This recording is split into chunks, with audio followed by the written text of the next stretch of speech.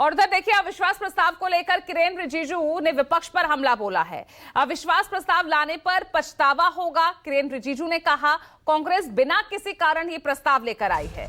तो यहां किरेन रिजिजू का ये अहम बयान, संसदीय कार्य मंत्री किरेन रिजिजू जो साफ तौर पर कह रहे हैं कि कांग्रेस बिना कारण ही ये प्रस्ताव ला रही है, उन्हें अपने ये प्रस्ताव लाने पर पछतावा होगा, ये कहना है किरेन रिजिजू का। क्या कुछ कहा, सुनिए। कांग्रेस को सोचना होगा कि संवैधानिक जो पद होते हैं, संवैधानिक गरिमा होता है, उसको गिराने के लिए कितना और आगे जाएगा।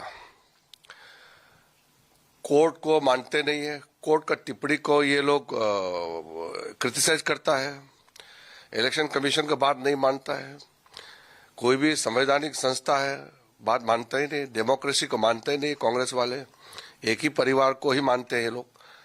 अब लोकसभा स्पीकर जो है, एक ही पद बचा था जिसको कांग्रेस पार्टी, मैंने सोचा कि इसको तो बख्श देंगे, उसको भी नहीं बख्शा।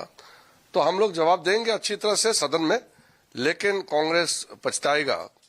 लोकसभा स्पीकर के खिलाफ में बिना कोई कारण और बिना सोच समझ के एक आदमी का जिद को पूरा करने के लिए स्पीकर के खिलाफ में जो प्रस्ताव लाया है उसको मुंह खाना पड़ेगा, लेकिन उससे बड़ा कांग्रेस पछताएगा और देश के लोग देखेंगे। और देखिए हमारे साथ दो सहयोगी जुड़ रहे हैं, कुमार गौरव और संजीव त्रिवेदी संसद से लाइव हमारे साथ हैं। गौरव, आपके पास आ रहे हैं, यानी इस प्रस्ताव के जरिए भी राहुल को ही निशाना बनाने की कोशिश यहां पर सत्ता पक्ष कर रहा है। एक आदमी की जिद में पछताएगी कांग्रेस, ये कहना है किरेन रिजिजू का।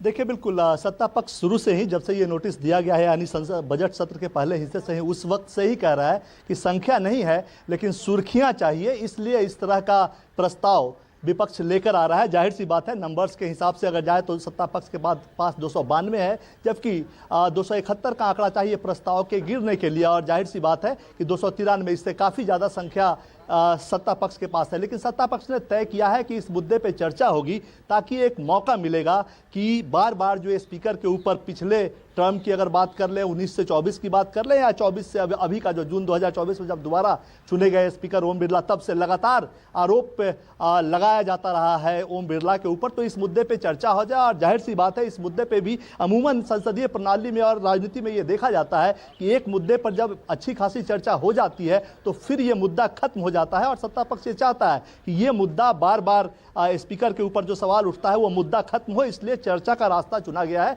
टोटल 10 घंटे का वक्त इसके लिए रखा गया है। सत्ता पक्ष की तरफ से स्पीकर्स की सूची भी मोटे तौर पे आ गई है। अभी फिलहाल जो 6 लोगों की सूची आई है उसमें किरण रिजिजू हैं, जगदम्बिका पाल हैं, संबित पात्रा हैं, तेजस्वी सूर्या हैं, निशिकांत दुबे हैं, अनुराग ठाकुर हैं। ये सभी सत्ता पक्ष की तरफ से, यानी अब जो विपक्ष में है उनके कार्यकाल में जो